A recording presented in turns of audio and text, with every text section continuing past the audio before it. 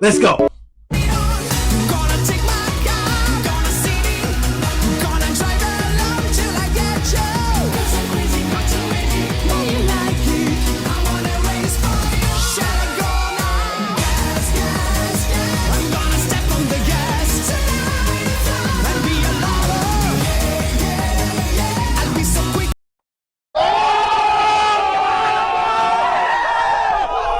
I'm fast as fuck, boy.